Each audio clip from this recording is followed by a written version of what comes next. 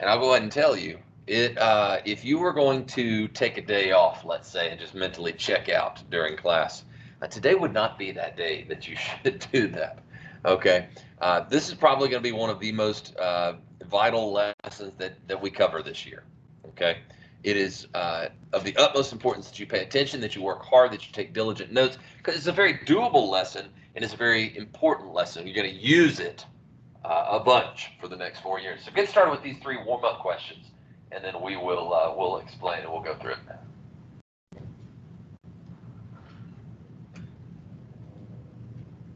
There we go. Come on in, Mr. Booth. All right. So here, I'll actually zoom up on these warm-ups here. Again, as I typically do with warm-up questions, fellas, you should, this things you should all know. You might not have done in a while. Number 3, talking about kind of functions and linear functions, but each of these questions is going to sort of hit on a topic that's in use today in this lesson, okay? So if you're blanking on it, if you're like, oh, I don't know how to do that, then we got to brush up on it. We got to get ready for a little review, because we're going to use these today.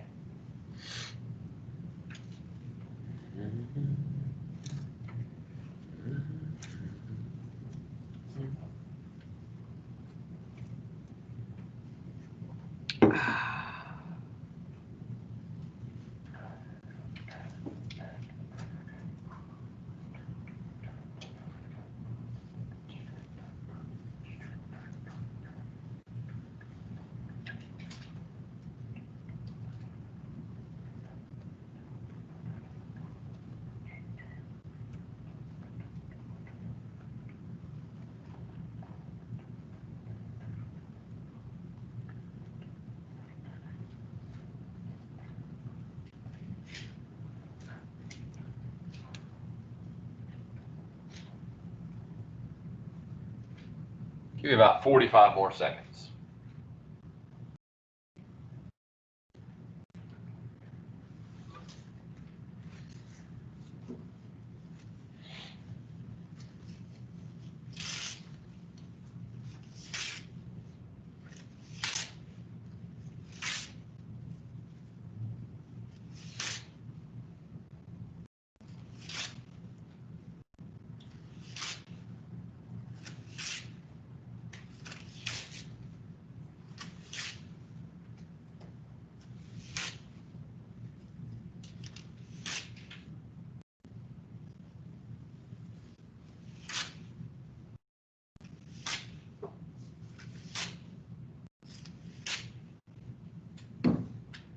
All righty.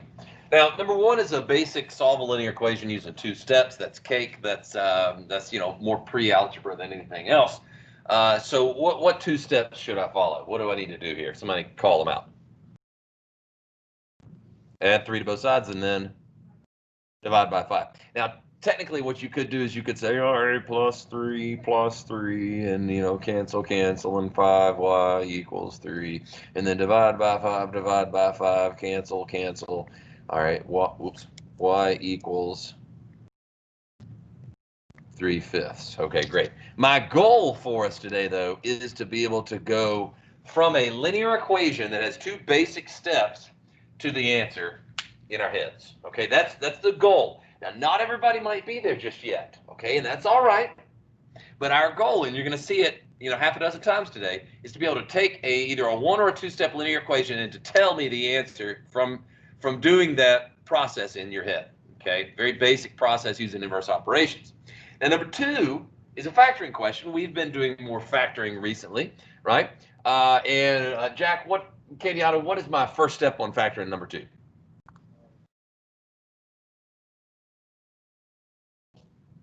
Common factors. And in all 3 of these, there's a common factor of n, right? So I take out an n, I'm left with n squared minus 9n minus 22.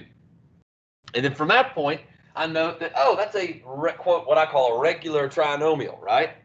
Where I'm not going to use magic method. It's not a perfect square trinomial because negative 22 is not a perfect square. It's just a regular old trinomial. So I'm going to look for two factors, and Alex, what are those two factors of negative 22 that add up to negative 9? So negative 11 and positive 2. Fabulous. And we know to factor something is to write it as a product. Okay. So again, in this problem, it's just a couple of basic factoring techniques, right? Really? No curveballs, no nothing too hot and heavy. And in today's lesson, you're going to have to know how to factor. Absolutely have to know how to factor. Paul. All right, so if that 11 was positive and the 2 was negative, then that would force a 9 to be positive, right? So it absolutely does matter. Now, the order of our factors does not matter, but the signage does. If you didn't hear Paul's question, the signs matter. So if this had been an n squared plus 9n minus 22, then I'd absolutely want my 11 to be positive and my 2 to be negative, right? And how can we check? Again, class, I say it 100 times. How can we check? FOIL our answers back out. We should get what we started with.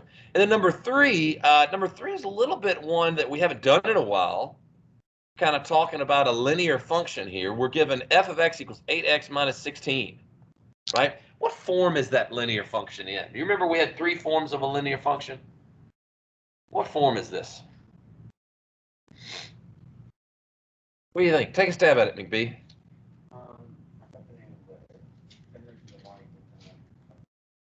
Yeah. I'm wanting to know the name of that. Not y-intercept. It has the word intercept in it. Tiago? Not point slope. Joey? Slope intercept form of a linear equation. Fabulous. Good. And as Jack pointed out, it's got this y-intercept that's b. That means my slope is louder. Oh, I'm generally speaking. The y-intercept is b. What's the slope? M. The slope is m. So for this example, you guys correctly identified your slope is 8. Your y-intercept is negative 16. So like if I was going to graph this one out, right? So like just a real quick down and dirty graph here. Negative 16 would be the what special point on that line? The y-intercept, okay? What we're asked to find over here is f of 3. That means I want to know what happens when x is 3. What the y value is. So f of x is 8x minus 16. So f of 3 would be 8 times 3 minus 16. We remember it's just a plug and chug, isn't it? Okay, so 8 times 3 is 24, minus 16 is 8. So what that means is that we've got a point of 3, 8 on our line, an input of 3 and output of 8. Great. Okay, so I've done that. F of 3 we said was 8. What about f of x equals 0? What's that asking for? Go ahead, Quentin.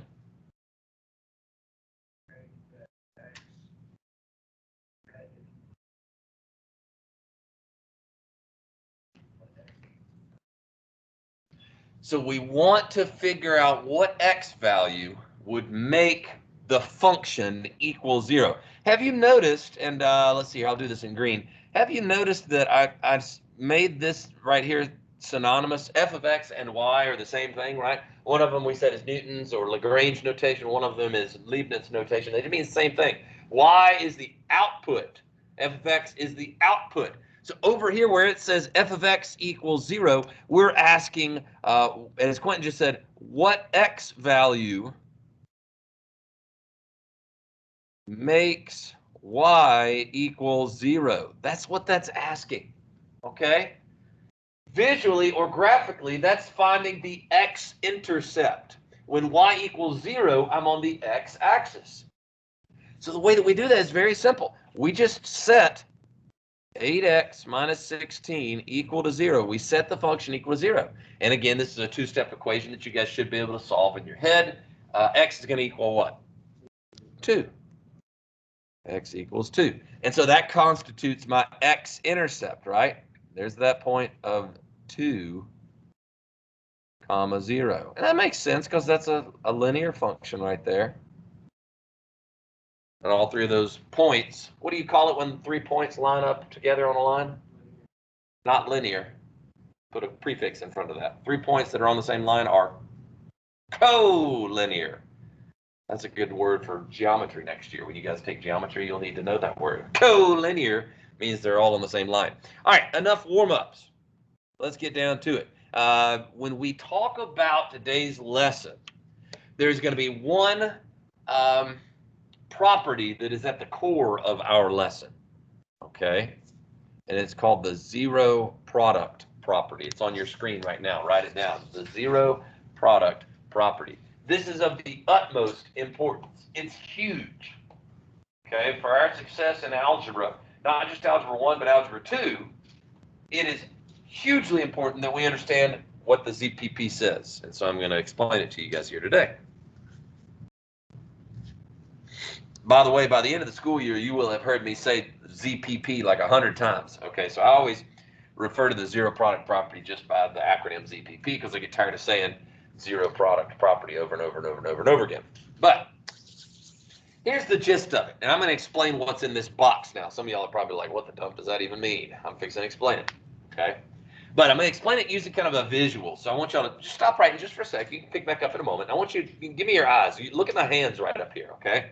So this is a little silly, a little weird, but I like this visualization. Okay, so eyes up here. Good. All right, so I'm gonna grab a number in this hand. It's floating around up here in the air. Y'all don't see it, but I see it. There it is. Okay, good. I got it. I now have a number in this hand. Okay, oh, there's another one. I see another one. I got him. Okay, great. Now I've got a number in this hand. He's fighting to get out. This one's kind of content to be here, but I've got a number over here and a number over here, and I'm about to tell you, you don't know what these numbers are, but I'm about to tell you something about them, and you're gonna make a conclusion, okay? Are you ready? So when I multiply these two numbers together, the product equals 0. What could you conclude then about at least one of these numbers, James? At least one of them 0. Has to be.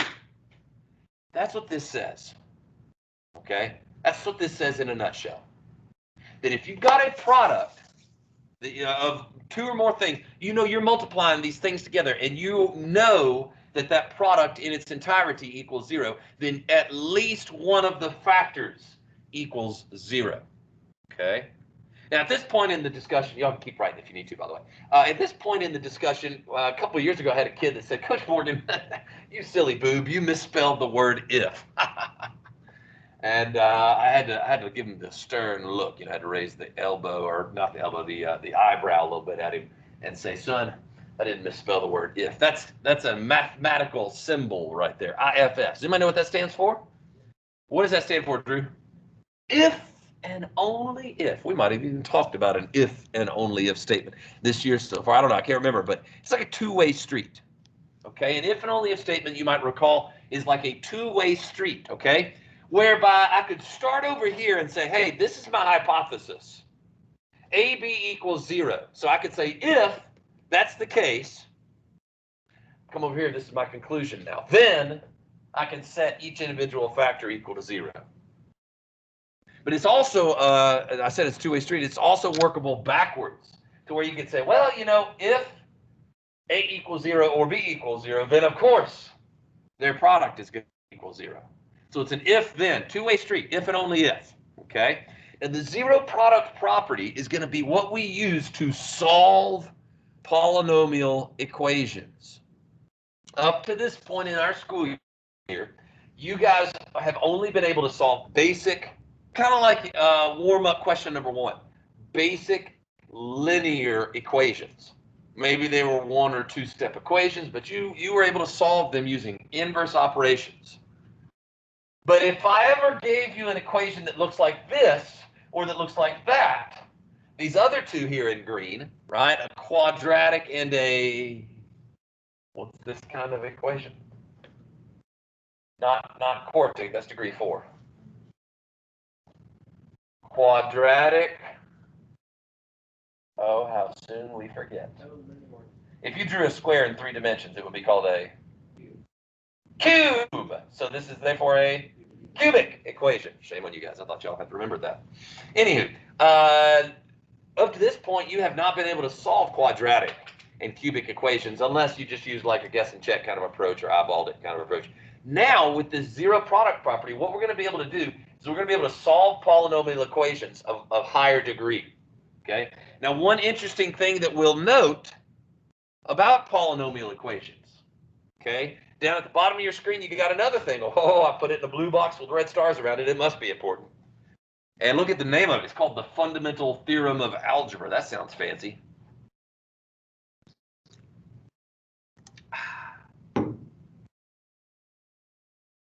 Now that we're considering how we're going to go about solving some of these big boy equations, we got to understand that sometimes an equation might have more than one solution. You see, I wrote that up there in orange.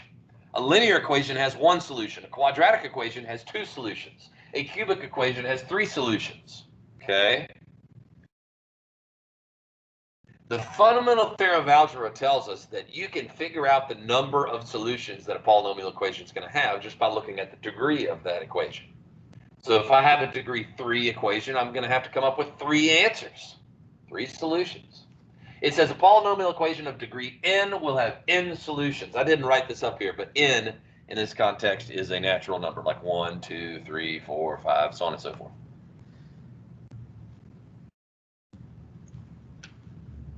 Okay. You'll learn later on in your math careers, there's a fundamental principle of counting, there's a fundamental theorem of calculus, part 1 and part 2. Anytime you see the phrase, the fundamental theorem of this, or the fundamental principle of that, you know it's pretty daggum important. So in this case, it's nice for us to be able to look at an equation and to know how many solutions that equation has. Okay? Somebody yesterday afternoon in my freshman class, they were just shocked that an equation could have more than one solution. They were like, are you serious? Well, yeah, why not? Okay. So suppose I give you a quadratic equation that models the height of a ball that I throw up in the air after time t seconds. Okay. And I say, solve the equation where my height function equals 10 feet. Okay. Now, I can throw a ball pretty daggum good. You guys probably know that about me. Am I going to be able to throw it up higher than 10 feet? Then at how many points in time will it be at the height 10 feet? Twice. When? When it comes up and when it comes down. Looks like a bird grabs it or something. Okay, but when it comes up and when it comes down. That's a perfectly good example of a quadratic application. An equation that has two solutions. Time t equals, maybe 1 second it's up there, and then it comes back down after maybe like 3 seconds and it hits that height again. So it's okay to have an equation with more than one solution. And the fundamental theorem of algebra is going to help us determine how many solutions there are when the equation is polynomial. That doesn't apply to every equation, but it applies to polynomial equations. Okay, and that's pretty daggum fancy. Now, let's look at a couple of examples and we'll wrap up our lesson today in about 10-15 minutes. This is the first example. We want to solve this quadratic equation. Okay, Nate, how many solutions are there going to be for this equation right out the gate? Not 4. We thought about the word quad and we got confused. What's the degree of this equation? In other words, what's the highest exponent of any one variable that you see? 2. So there's going to be 2 solutions. So a quadratic equation has 2 solutions. Okay, so we want to find both of them. And in this case, it says use factoring. Okay, so Charlie, can you factor that one out for us, please?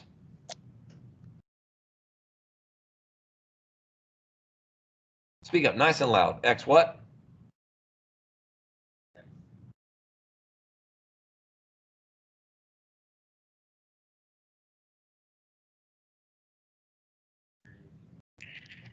Attaboy. X minus 3, X plus 1. Again, we could check him to FOIL it out, but I trust him. I think he's got it right. We have factored. That's step 1. If you're a step-by-step kind of guy, right, where you like a process, then step 1 is to factor, to write it as a product so that we could use the zero product property. The whole daggum point of learning to factor is so that we can use applications like the ZPP. Now, remember my little goofy hand thing here. Okay, they're multiplied together equals 0, and then y'all said, at least one of them must equal 0. Here's where we use that. We're going to say, okay, here's his first factor. Here's his second factor, and we're told that when you multiply those two factors, the product equals 0. So at least one of these is going to equal 0. What we're going to do is we're going to consider, okay, what if the first one equaled 0? Then what would x equal, class? Good. Or you know, what if this second one equaled 0? What would x equal? -1. And those are our two answers to the equation. Right? Nate said, hey, you're going to have two answers. Boom, I gave you two answers. There we go. Now, you could choose to write them up as x equals 3 or x equals -1. Don't put an and between them, please. Put an or. It's always or. Right? Because I can't be 36 and 37 at the same time, right? I can't have $20 in my wallet and $27 in my wallet at the exact same time. Okay, it's one or the other. So I can't say x equals 3 and x equals -1. Please make sure you got an or there. Another way of writing that answer is to say, we'll use, Coach Gray calls these squigglies.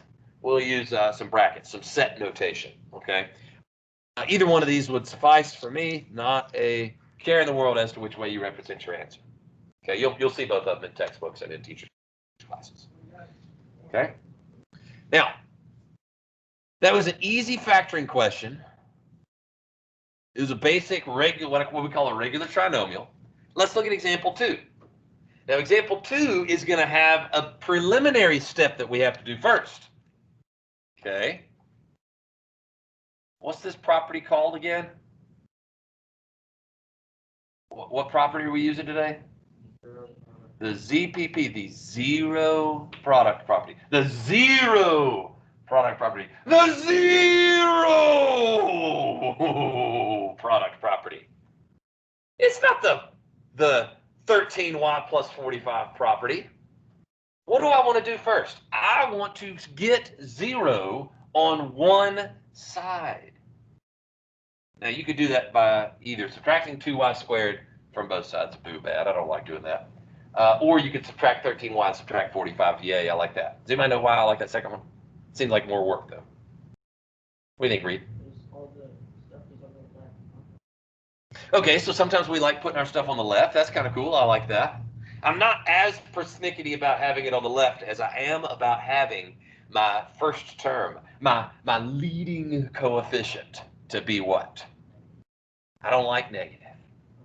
I'm a positive Patty, not a negative Nelly. Okay, so I would prefer, here, I'll write up once in blue. So 2y squared minus 13y minus 45 equals 0. I would much prefer that as opposed to negative 2y squared plus 13y plus 45. Those are the same equations. Those two equations are equivalent. They are both balanced. They're both legitimate, valid equations. Okay? All three, as a matter of fact, black, blue, and red.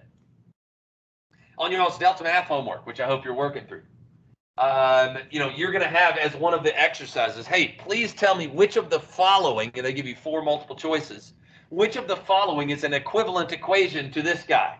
And you've got, it's timed, and you've got to get 10 of them inside of 2 minutes. Okay, so what you're doing is you're practicing manipulating, and the reason I'm going to choose the blue one here is because I prefer for my leading coefficient to be positive, because I'm a positive person, and it just makes life a little bit easier.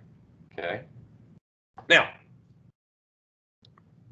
supposing that we've already got that step out of the way, it's the zero product property, so I'm interested in getting 0 on one side. My next step is to factor.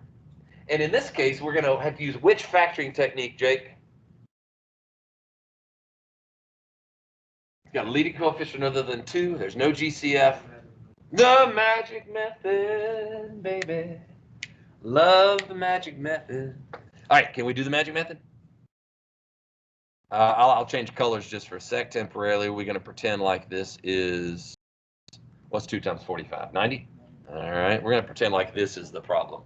And we're going to look for 2 factors of 90. Now, like I said, I taught this lesson yesterday, so I already know the 2 factors are 5 and 18, right? But anyway, if you needed to come up with a list, you could come up with a list. You're looking for 2 factors that multiply together to give you -90. Hey, Hogan. and add together to give you negative 13. Okay. So what did I say they were? Y plus 5, y minus 18. Can I trust you all to come up with those on your own? Like don't rely on me to do that for you. You could have figured that out. But now the 2 is going to come back like magic, like we said. And ooh, here it is with a common factor. So what have we got? We've got, damn, I got these problems all shoved in here nice and close together, don't I? Get on down there. All right, so what is it? 2y plus 5 and y minus 9. Again, it is very wise to check using FOIL. Okay? Very wise to check using FOIL. Now, this is our second example. But you know what, dadgummit? I'm going to push you guys. Oh, question, Jake? Louder. No, son, it ain't binomial. Difference of perfect squares. Where do you see a perfect square up here? Y. Oh, it's got to be y squared. Got to be y squared. I see what you're saying now. Good question. For a second, I thought that was a bad question, Jake. I was thinking, man, that's out of character. He doesn't usually ask bad questions. All right, anywho. Where was I? I'm going to push you. That's where I was, Jack. Jack's acting like I wasn't going to push you. Oh, you're about to get pushed. Okay, you ready? Yeah. I want us to skip that intermediate step of setting each one of these individually equal to 0. I want us to solve them in our heads. I want you in your brain to consider, here, this one's easier. We'll start with this. Consider what y value, Ben, I'll put you on the spot. What y value would make this expression, y minus 9 equals 0? 9. That's my first answer. Y equals 9. I say my first answer. That's one of the 2 answers. And then over here, this one's a little tougher because it's a 2-stepper. But if you, in your brain, if you say 2y plus 5 equals 0, you would get what as the result? Call it out. I'm going to pretend like I didn't just hear someone give me a freaking decimal. Love you, Quentin. Come on. Come on. 2y plus 5 equals 0. In my head, I'm going to subtract 5 first, and then divide by 2. So negative 5 halves. Consider yourself pushed. Yeah, if you need to show that step, show that step. I know we're still learning. 2y plus 5 equals 0. Subtract 5 from both sides. Divide by 2. That's how we got that. Savvy? Okay. Again, you can write your answer up using set notation here. We'll just let this suffice. I want to jump on down here. This is our last example. And actually, Jake, you called it. Now we do have a difference of 2 squares that we're going to encounter. So y'all try example 3. I'm going to give you all of 2 minutes to do this one, okay? You're like, gosh, dog it. Okay, but literally 2 minutes. Now, but while you're working, I'm going to ask how many solutions should you come up with for this quadratic equation? 2. Attaboy. George is over here flashing 2. Peace, George. Yeah, absolutely. 2 solutions because it's quadratic. We got our fundamental theorem of algebra which says so. Okay, but y'all now have 1 minute and 43 seconds.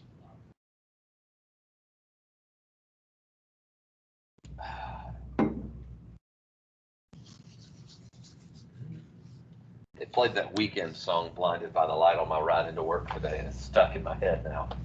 Apparently, he's performing at the Pepsi halftime show for the Super Bowl this year.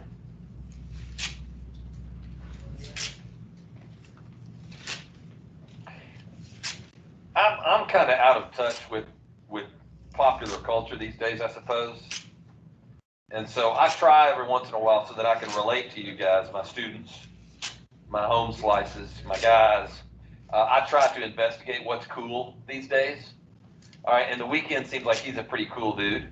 So I thought, all right, I'll check this guy out. He's got the most popular song of the year 2020. He's doing it playing at the halftime show. I'll watch one of his videos, one of his, music videos on the YouTube. And so I checked it out, and he's in the club, and he's dancing, he's singing. I don't know what he's singing about. But all of a sudden, he's standing up on stage, and then like the picture pans down to where all you see is his legs and like the people in the audience, and there's just this liquid that's just coming out all over the people, and it looks like he's peeing on them. And I'm like, is this what kids think is cool? Now, he had like a bottle of champagne that he was like spraying all over him or whatever. I was like, is this what's cool? This is the guy that's going to be at the halftime show? Really? Oh, it's a weird world we live in. Yes, Quentin? No. Okay, I will. All right, time is up. Look at that. Well timed. We got 1 minute in class left. Your first step should have been to set it equal to 0. This is not the 49 product property. This is the 0 product property, right? So we got 25z squared minus 49 equals 0, okay? And then as Jake alluded to a moment ago, that's a difference of two squares, which factors out as a binomial times its C word, conjugate. We won't forget that, will we? A binomial times its conjugate. It should be 5z plus 7 and 5z minus 7. And then the 0 product property, again, you can write the step down where you set each individual factor equal to 0, but oh, mama, I want you to be able to skip that step and get right to the answer. So if I subtracted 7 and divided by 5, I'd have negative 7/5. If I added 7 and divided by 5, I'd have positive 7/5. So check me out. You could say z equals set notation plus or minus 7/5, and you can be even more efficient than that. Okay. Now we're going to work a lot more with this lesson later on this week, Thursday, Friday. But for right now, you've got some practice to do. Log on to deltamath.com. Start practicing. Okay. The more we practice this, the better we'll get. I will not be here on Thursday, so we will not have class in person, but I will again post a link or post a video rather on my YouTube channel, and it will be going over y'all's exam. So make sure you got your Scantron with you. Have a great day. Live Jesus in our hearts. And I appreciate y'all's work, fellas. Y'all take care.